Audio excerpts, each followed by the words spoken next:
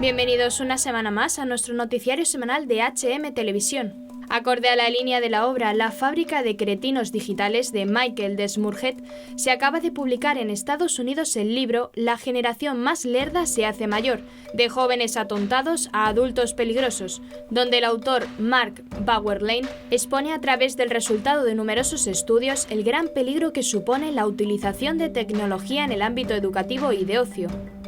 El libro señala algo sumamente revelador: los grandes magnates de Silicon Valley y el paraíso de la inteligencia artificial, donde moran los creadores de la tecnología digital, envían a sus hijos a escuelas tradicionales donde se prohíbe el uso de cualquier instrumento digital, como móviles o pantallas, y se hace uso de las pizarras con tiza y de juegos a la antigua usanza.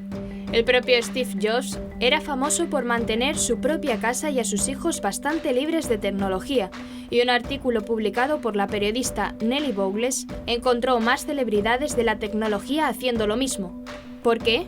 Porque, según explicaba Chris Sanderson, exdirector de Wired y director de una empresa de robótica, pensamos que podíamos controlarlo, y esto está más allá de nuestro poder de control. Esto va directamente a los centros de placer del cerebro en desarrollo. Esto va más allá de nuestra capacidad de comprensión como padres normales. De hecho, lo comparó con la adicción a la cocaína. El escritor puntualiza en su libro que estos magnates no tienen ninguna objeción ideológica y de principios contra las redes sociales, solo el deseo de que sus hijos no pasen mucho tiempo frente a la pantalla. Conocen a la perfección cuánto dinero ganan las empresas tecnológicas vendiendo herramientas a los distritos escolares. Apple y Google compiten furiosamente para introducir productos en las escuelas y dirigirse a los estudiantes a una edad temprana, porque una vez que un joven adopta una marca, tiende a quedarse con ella. Y también saben que numerosos psicólogos ayudan a las empresas con el diseño persuasivo, que consiste en conseguir que la gente entre en un sitio, por ejemplo una red social, y se mantenga en ella, y quieren esto para los demás porque obtienen grandes ganancias económicas, pero no lo quieren para sus hijos. Los estudios señalan que el mayor consumo de pantallas está ligado al bajo rendimiento escolar. Los estudiantes de secundaria en Estados Unidos han fracasado en los exámenes NAEP, la Evaluación Nacional del Progreso Educativo, consideradas las notas de la nación. Mark denuncia cómo, en lugar de prestar atención a las señales de alarma, como eran los efectos negativos en el desarrollo intelectual y conductual de niños y adolescentes, las personas en posiciones de autoridad las racionalizaron. Bill Gates, Margaret Spelling, secretaria de Educación con George Bush, hijo, y Barack Obama, les dijeron a los millennials que tenían que ir a la universidad para adquirir las habilidades del siglo XXI que les permitirían desenvolverse en la economía de la información. Las escuelas les subieron la matrícula y se les concedieron préstamos que después tuvieron que devolver. El resultado ha sido nefasto. Estas estrategias fueron un fracaso y la realidad ha constatado que ni las competencias que han desarrollado estos estudiantes en la universidad, ni las técnicas digitales que han aprendido por su cuenta, les han abierto o facilitado el acceso a un camino laboral en el que se necesitan herramientas propiamente humanas, que van mucho más allá de lo que el uso de la tecnología puede aportar. Comenzaremos con las noticias de interés internacional. Colombia, fallece obispo a los 71 años. China, 7 deportistas cristianos llevan la fe y la oración a los Juegos de Invierno. Europa, obispos de la Unión Europea rechazan convertir el aborto en un derecho. Estados Unidos, una madre declara la guerra a la escuela trans. Pasaremos después a las noticias nacionales. Javier Aguilar, el artista español que crece en la fe pintando. Estreno en España de la película Hospitalarios, las manos de la Virgen. Planned Parenthood promueve el aborto en los colegios andaluces. Y por último comentaremos algunas de las noticias más destacadas de la Santa Sede. Monseñor Boderholzer recuerda que el celibato se acepta de forma voluntaria. Emiratos Árabes ya tiene embajada vaticana. Catequesis de la Audiencia General sobre San José, patrono de la Buena Muerte. Conferencia Episcopal de Colombia, CEC, informó que este 9 de febrero falleció a los 71 años de edad Monseñor Fabio Duque Jaramillo, obispo de Garzón en el departamento de Huila. Monseñor Duque Jaramillo padecía de un cáncer muy agresivo.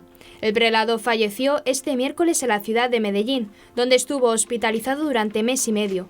La diócesis de Garzón había lanzado en días recientes una campaña de oración y de ofrecimientos para pedir por la salud de su pastor.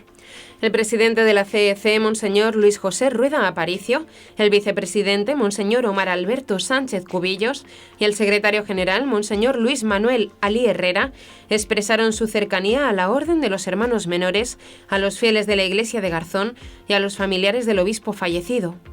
Nos unimos en oración rogando al Señor para que reciba en su glorioso reino a Monseñor Fabio Duque, gran pastor que entregó su vida al servicio de la Iglesia colombiana, indicaron en una nota publicada en el sitio web de la CEC. Fabio Duque Jaramillo nació en Armenia el 12 de mayo de 1950. Ingresó en la Orden de los Hermanos Menores en Medellín el 15 de diciembre de 1970. Hizo su profesión temporal el 15 de enero de 1972 y su profesión solemne en Bogotá el 1 de febrero de 1975. Fue ordenado sacerdote en Armenia el 29 de noviembre de 1975. Estudió filosofía y teología en la Universidad San Buenaventura en Bogotá y un doctorado en Sagrada Liturgia en San Anselmo, Roma, 1985 a 1990. Fue oficial del Pontificio Consejo de la Cultura. Estuvo encargado del área de lengua española y portuguesa desde 1994 a 1997 y fue subsecretario de dicho dicasterio del Vaticano hasta el 2003. Participó en la Cuarta Comisión de la UNESCO como miembro de la Delegación de la Santa Sede en las Conferencias Generales de 1999 a 2001 y 2003. Participó como jefe de la Delegación de la Santa Sede en la Mesa Redonda de los Ministros de la Cultura de los países miembros de la UNESCO sobre el patrimonio cultural inmaterial de la humanidad, convocada en Estambul en septiembre de 2002. El 29 de noviembre de 2003 fue designado obispo de Armenia, recibiendo la consagración episcopal el 31 de enero de 2004.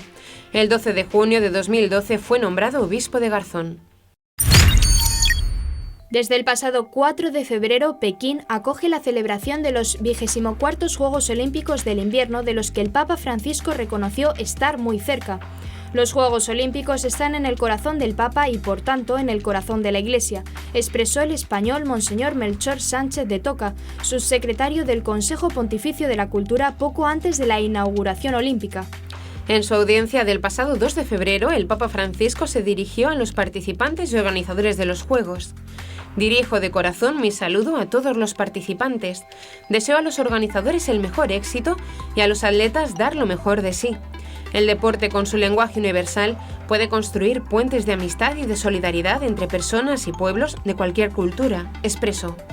En esta ocasión, 7 de los deportistas participantes en los Juegos han declarado públicamente su fe y su concepción cristiana del deporte. Ellos son Alexa Nierin, patinadora estadounidense que logró una medalla de plata en la categoría de patinaje sobre hielo por equipos el pasado 4 de febrero. La patinadora comenzó a destacar su vida de fe de manera pública cuando, poco después de sus primeros Juegos Olímpicos en 2016, sufrió una enfermedad potencialmente mortal que le obligó a someterse a varias cirugías abdominales agresivas. Por su delicado estado de salud, Alexa valoró especialmente a Dios y su fe como responsables de su clasificación para los Juegos de 2018. Para Nierim, los Juegos Olímpicos son una oportunidad para glorificar a Dios. David Wise, que con 31 años, los de Pekín son sus terceros Juegos Olímpicos y en 2 de ellos ya obtuvo la victoria en la modalidad de esquí acrobático, aspirando ahora a su tercer oro olímpico. En 2018 afirmó que «Todo lo que tengo es un regalo de Dios y Él me lo puede quitar cuando quiera. Estoy rodeado de personas que realmente me quieren y me apoyan por lo que soy, no por lo que hago con los esquís ni por el éxito que pueda alcanzar». Elana Meyers-Taylor ha participado en los Juegos Olímpicos y ya lleva 3 medallas en su haber, 2 platas y un bronce. Comenzó su carrera en bobsleigh en 2003 y desde entonces ha sido un verdadero prodigio en esta compleja disciplina. Sin embargo, más allá de sus éxitos, Elana está firmemente convencida de que la relevancia de su trabajo se encuentra en glorificar a Dios. Para ella, lo verdaderamente importante es evangelizar. Una de las principales razones por las que he acabado en este trineo, en referencia a esta variante marcada por la lucha contra la gravedad que implica esta disciplina, es ayudar a las personas no solo a alcanzar sus metas, sino también a llegar a Cristo, añadió. Mame Biney es patinadora de velocidad del equipo estadounidense. Pasó a la historia en los Juegos de 2018 por ser la primera mujer afroamericana en participar en esta competición en el equipo norteamericano. Quiero dar gracias a Dios. Estoy segura de que nada de esto habría sucedido de no ser por él, escribió esta vez en su Instagram. Estar aquí es un milagro. Si Dios no le hubiera dado a mi padre la fuerza para hacerme entrenar, hoy no estaría aquí, añadió. Para Paul Sommer, estos son los primeros juegos en los que se encuentra compitiendo en biatlón, modalidad que aúna el tiro al blanco con pruebas de fondo de esquí. A lo largo de sus competiciones, Sommer busca que la expresión de su fe sea algo consciente, no solo porque alguien esté mirando, sino que es la misma forma en que vive. Mis creencias se muestran a través de mis acciones todos los días. No quiero que la gente vea que soy cristiano solo desde mi perfil de Facebook. Quiero que sea una vida que haga pensar al verme. Hay algo diferente en él, afirmó. Para el joven atleta, Dios es uno de sus mayores entrenadores. Nicole Hensley es portera del equipo estadounidense de hockey sobre hielo.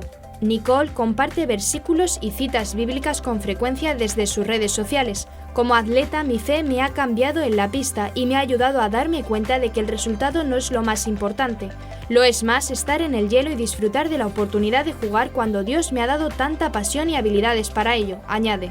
Por último, Eric Stahl, también en hockey sobre hielo. Para el jugador del equipo de Canadá, esta disciplina es una oportunidad de tratar de vivir nuestras vidas para Dios y mostrarles a nuestros seguidores y compañeros de equipo que hay una vida mejor arriba, declaró. Profunda preocupación y oposición. Así se expresa la presidencia de la Comisión de las Conferencias Episcopales de la Comunidad Europea, en respuesta al discurso del presidente francés ante el Parlamento Europeo el 19 de enero, en el que propuso incluir el derecho al aborto en la Carta Europea de Derechos Fundamentales. Los firmantes de la declaración son el cardenal Jean-Claude Hollerich, jesuita, presidente de la Comisión de las Conferencias Episcopales de la Comunidad Europea, Comece, junto con los vicepresidentes Mariano Crociata, Noel Treanor, Jean Bocal y Franz-Josef Overbeck. El prólogo de los obispos señala que desde sus inicios el proceso de integración europea siempre ha sido apoyado y acompañado de cerca por la Iglesia. Coincidimos con el presidente Macron en la importancia de defender y promover los valores de la Unión Europea, pero queremos subrayar que uno de los principales valores es el respeto a la dignidad de toda persona humana en cualquier etapa de su vida, dijeron los prelados, especialmente en situaciones de total vulnerabilidad como es el caso de un niño no nacido. El pensamiento se dirige entonces a los padres fundadores de la Unión Europea, que basándose en la auténtica tradición humanista que hace de Europa lo que es, fueron muy conscientes de la importancia fundamental de la dignidad inalienable de la persona humana y de la comunidad como base común de nuestra unión. Los obispos europeos dicen ser conscientes de la tragedia y la complejidad de las situaciones en las que se encuentran las madres cuando se plantean un aborto, y reiteran que la atención a quienes viven en una condición difícil o conflictiva a causa de su embarazo debe ser también un deber ejercido por nuestras sociedades, ya que es una parte central del ministerio de la Iglesia. El pensamiento se dirige tanto a las mujeres como a los no nacidos. No hay que dejar solas a las mujeres con dificultades, ni se puede ignorar el derecho a la vida del no nacido. Ambos deben recibir toda la ayuda y asistencia necesarias. Pero aclaran los obispos de la COMECE, desde el punto de vista jurídico no existe un derecho al aborto reconocido en el derecho europeo o internacional. Por ello, según los obispos, el intento de cambiar esta situación introduciendo un supuesto derecho al aborto en la Carta de Derechos Fundamentales de la Unión Europea no solo va en contra de las creencias y valores europeos fundamentales, sino que sería una ley injusta, carente de fundamento ético y destinada a ser causa de conflictos perpetuos entre los ciudadanos de la Unión Europea. Se espera que la integración europea favorezca y promueva siempre el respeto a las diferentes identidades y evite las imposiciones ideológicas. En este sentido, la propuesta del presidente Macron de incluir este supuesto derecho no puede considerarse en modo alguno como dar nueva vida a nuestros derechos fundamentales, concluye la nota del COMECE. January Littlejohn es madre de 3 hijos, reside en Tallahassee, Florida, y durante años ha sido una voluntaria en la escuela de su hija de 13 años. Su confianza se quebró por completo cuando la adolescente le confesó haber pactado con el colegio, a sus espaldas, el comienzo de su transición de género. Desde entonces, Littlejohn ha declarado la guerra legal al centro y alerta a los padres. Si esperáis a que la ideología de género llegue a vuestras casas, será demasiado tarde. Debemos actuar. La ideología de género casi destruyó a mi familia. Con estas palabras, la madre de 3 hijos describe el infernal proceso gestado a sus espaldas por el que su hija puede comenzar, protegida por la ley, su transición de género bajo el total desconocimiento de sus padres. Todo comenzó antes de la pandemia, cuando el grupo de amigos de la adolescente estaba obsesionado con todo lo relacionado con el colectivo LGTBQ. Su madre explica que nunca había expresado confusión de género. Se volvió socialmente retraída, ansiosa y deprimida durante la pandemia, al experimentar un profundo y repentino estrés. Al comenzar de nuevo las clases presenciales, Little John acudió a una maestra para explicarle el incidente. Le hicimos saber que no estábamos empleando el nombre y pronombres que quería, que no creíamos que fuese lo mejor para ella, que recibía asesoramiento psicológico para ayudarla a procesar lo que ocurría en su interior y que creía que lo que le pasaba estaba relacionado con su grupo de amigos, explica. No tardó en saber que, sin quererlo, había cometido un gran error. Aquella maestra era la defensora del colectivo LGTBQ en el campus. Entre las cláusulas de los documentos se encontraron 3 puntos que sintetizan lo que se aplica en colegios de todo el Estado norteamericano y en cada vez más colegios de todo el mundo. Los padres no deben ser informados cuando sus hijos anuncien una identidad transgénero con el personal de la escuela. Los niños pueden elegir el baño que coincida con su identidad de género sin notificación a los padres. Los niños tienen el derecho legal de ocultar a sus padres información sobre su identidad de género y los pasos tomados para afirmar esa identidad. En su denuncia describe lo ocurrido como una mentira que está abriendo una peligrosa brecha entre padres e hijos y que envía el mensaje de que los padres son el enemigo y que los niños deben ser protegidos de sus padres y no por sus padres. Es un proceso que además es el primer paso hacia la transición médica, lo que incluye el uso de medicamentos experimentales, hormonas y cirugías con daños irreversibles a largo plazo como esterilidad y disfunción sexual. Tras lo ocurrido, el matrimonio comenzó un proceso de investigación en la que descubrieron los múltiples conflictos previos asociados a la disforia de inicio rápido, como son la ansiedad, traumas previos, depresión o incluso autismo. Por ello, la familia destaca que tanto con los programas escolares aplicados a su hija y a los miles de casos que se suceden cada día, se está poniendo a los niños en mayor riesgo de daños psicológicos y físicos. Antes de concluir su relato, llamó a la acción de todos los padres y familias, alentando a hablar el tema con sus hijos, investigar y formarse y conocer todos los tratamientos posibles, ya que no es transfóbico investigar y estar informado o querer proteger a nuestros hijos de una ideología que puede resultar devastadora. Si esperáis a que la ideología de género llegue a vuestras casas, será demasiado tarde. También para tener estas conversaciones con ellos, recomienda a las familias. Los padres en pie de guerra contra la escuela han presentado una demanda federal contra la escuela convencidos de que esto debe detenerse. Nuestra demanda se trata, en última instancia, de proteger los derechos de los padres para educar a sus hijos sin la interferencia del gobierno. Es mi trabajo proteger a mi hija y la escuela me ha quitado ese deber y derecho. Ha llegado el momento de recuperar nuestra patria potestad, concluye. Tras concluir las nuevas pinturas de la bóveda del santuario de Nuestra Señora de la Antigua en Hinojosa del Duque, Córdoba, el pintor Javier Aguilar ha explicado su último trabajo, su trayectoria artística y desvela su principal motivación: testimoniar la gloria de Dios con toda la belleza posible. El dibujante y ceramista, nacido en Córdoba en 1975, también es técnico superior en artes plásticas, orfebrería y platería artística y forma parte de la Capellanía Italiana de los Artistas de Siena. Cuenta el portal de la Diócesis de Córdoba que esta trayectoria de éxito, que ha completado en talleres de orfebrería y cofradías cordobesas, comenzó durante su infancia a raíz de su fe y su precoz gusto por el arte. Siempre me gustó el dibujo. Siendo niño pintaba caras de vírgenes o cristos, algún paisaje, un bodegón, y del blanco y negro pasé a utilizar colores y a aprender por mí mismo e intuitivamente las mezclas y los procesos, explica. Sin darse cuenta, lo que comenzó siendo un pasatiempo acabaría por convertirse en su pasión y su forma de vida, y los encargos no tardaron en llegar. Sorprende que con obras de la magnitud como la bóveda del santuario cordobés no son fruto de una amplia formación y estudios artísticos, y el pintor admite que el ensayo y error y la contemplación de obras han sido su profesor de arte. Se aprende mucho viendo y analizando las obras de otros pintores.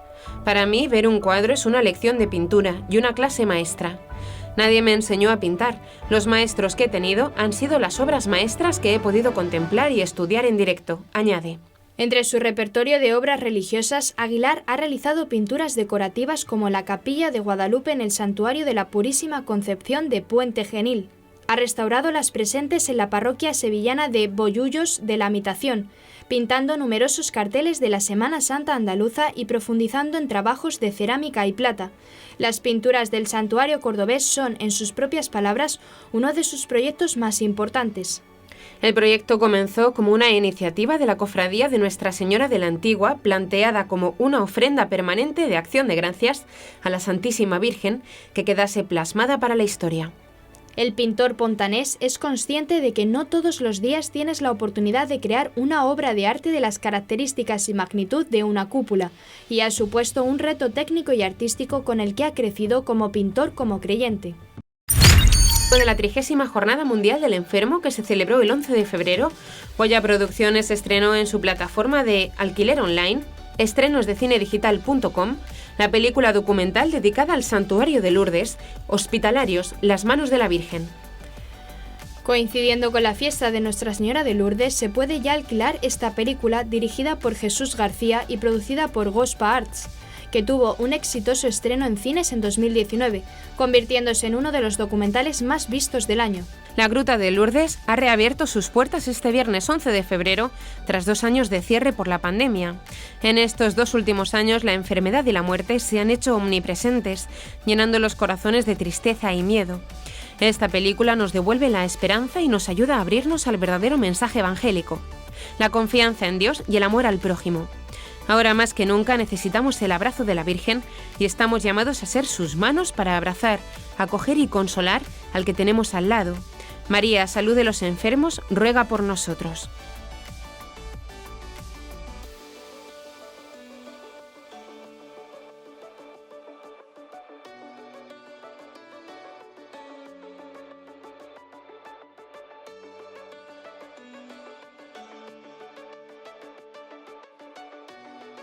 Estas peregrinaciones hoy se siguen haciendo, pero nunca antes se habían grabado desde dentro.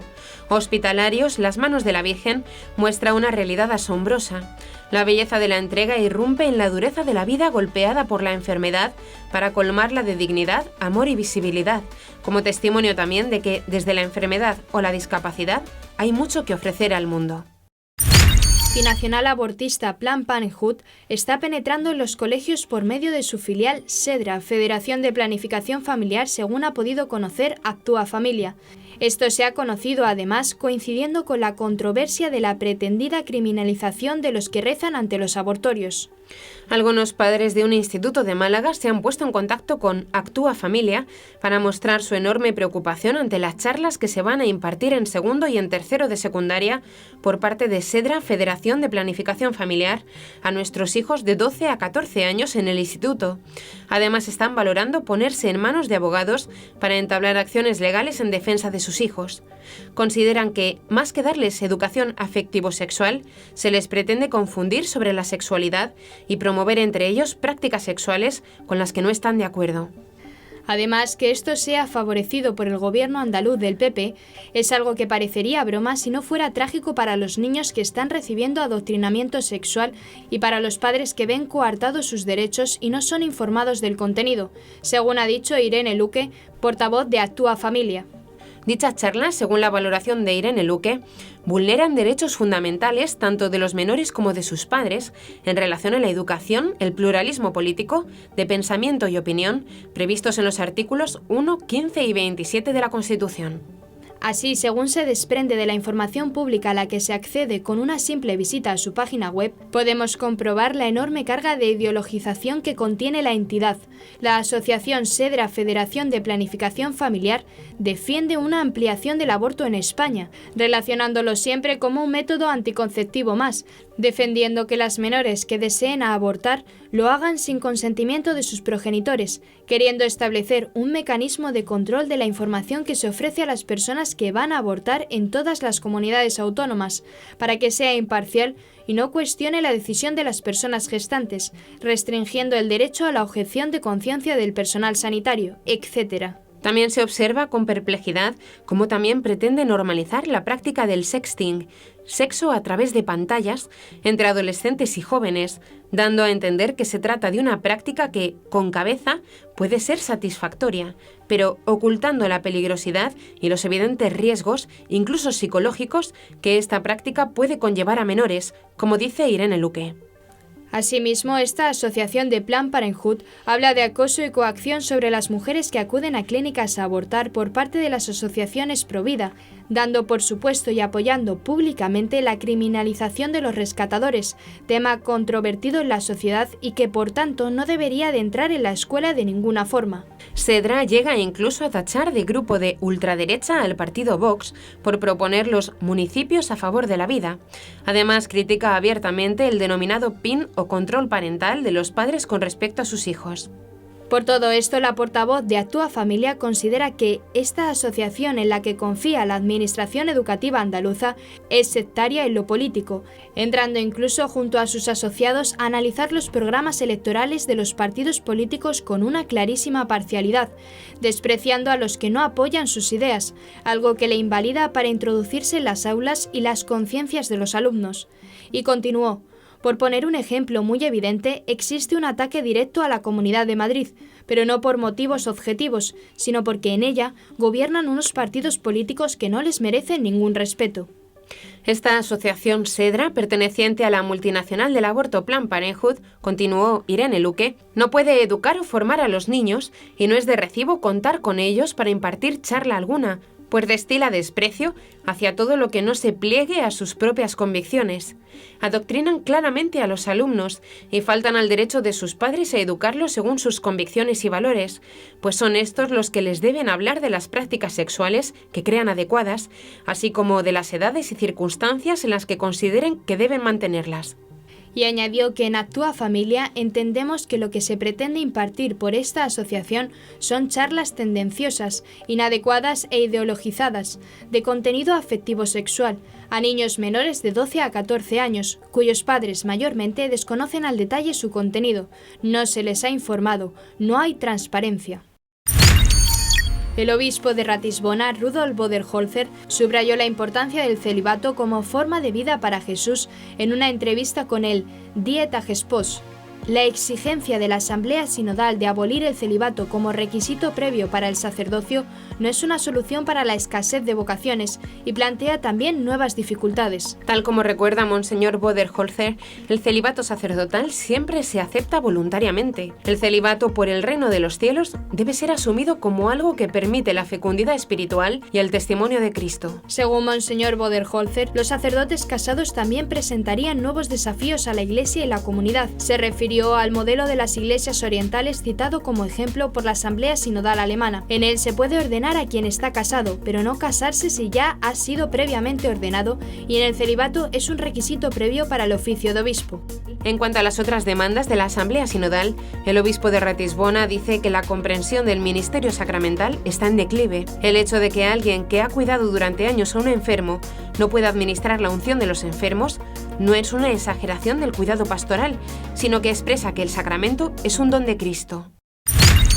Este viernes 4 de febrero, el secretario adjunto de la Secretaría de Estado del Vaticano, Edgar Peña Parra, ha anunciado la apertura de una nunciatura apostólica en los Emiratos Árabes Unidos. La autoridad vaticana confirmó la noticia durante la misa de inauguración de la actividad de la representación papal en los Emiratos Árabes Unidos, destacando el signo de cercanía que representa esta embajada diplomática con la comunidad católica. La presencia física de una estructura representativa de la Santa Sede es un signo de proximidad, una casa del Papa cercana a la población del país, especialmente a la comunidad católica, ha destacado Peña Parra. Asimismo, ha considerado que todas las partes del cuerpo de Cristo tienen un papel que desempeñar y destacó que ninguna parte es mejor o más importante que las demás. Según datos de Fides Diario Digital, casi todos los ciudadanos de Emiratos Árabes son musulmanes. musulmanes. El 85% de la población se adscribe a la religión islámica entre chiitas y sunitas, seguidos por un 8% de hindúes. El 7% restante corresponde a cristianos, budistas y sikhs. Según la Constitución de 1971, el Islam es la religión oficial del Estado y la Sharia su principal fuente legislativa. En virtud de ella, los cristianos no tienen ciertos derechos o la posibilidad de hablar de religión con los musulmanes o llevar una cruz al cuello o en el coche, entre otras restricciones. La cifra de católicos se reduce a 350.000 fieles, muchos de ellos inmigrantes de Pakistán, India, Bangladesh o Filipinas, y cuentan con 8 templos en todo el país. El anuncio tuvo lugar durante la Jornada Internacional de la Fraternidad Humana, 3 años después de que el Papa Francisco y el imán Al-Tayeb de Al-Azhar firmasen en Abu Dhabi el documento por la paz mundial y la convivencia común. En la catequesis de la Audiencia General del segundo miércoles de febrero, el Papa Francisco continuó profundizando sobre la figura de San José, centrándose en la devoción especial que el pueblo cristiano siempre ha tenido por él como patrono de la buena muerte, considerando que José murió en presencia de la Virgen María y de Jesús. Una devoción aconsejada por el Papa Benedicto XV hace un siglo, recuerda Francisco en su motu propio Bonum Sane, en el que animaba pías prácticas en honor de San José a favor de los moribundos. El pontífice inició su reflexión afirmando que nuestra relación con la muerte no se refiere nunca al pasado, sino siempre al presente. La llamada cultura del bienestar, evidenció, trata de eliminar la realidad de la muerte, pero de forma dramática la pandemia del coronavirus la ha vuelto a poner en evidencia. Muchos hermanos y hermanas han perdido a personas queridas sin poder estar cerca de ellas, y esto ha vuelto la muerte todavía más dura de aceptar y de elaborar. Que San José pueda ayudarnos a vivir el misterio de la muerte de la mejor forma posible, reza finalmente el Papa. Para un cristiano, subraya, la buena muerte es una experiencia de la misericordia de Dios que se hace cercana a nosotros también en ese último momento de nuestra vida. Y recuerda que también en la oración del Ave María, nosotros rezamos pidiendo a la Virgen que esté cerca de nosotros ahora y en la hora de nuestra muerte. Por eso invita a concluir rezando todos juntos un Ave María por los agonizantes y por los que están viviendo un luto. Y hasta aquí nuestro informativo semanal. Esperamos que haya sido de su agrado.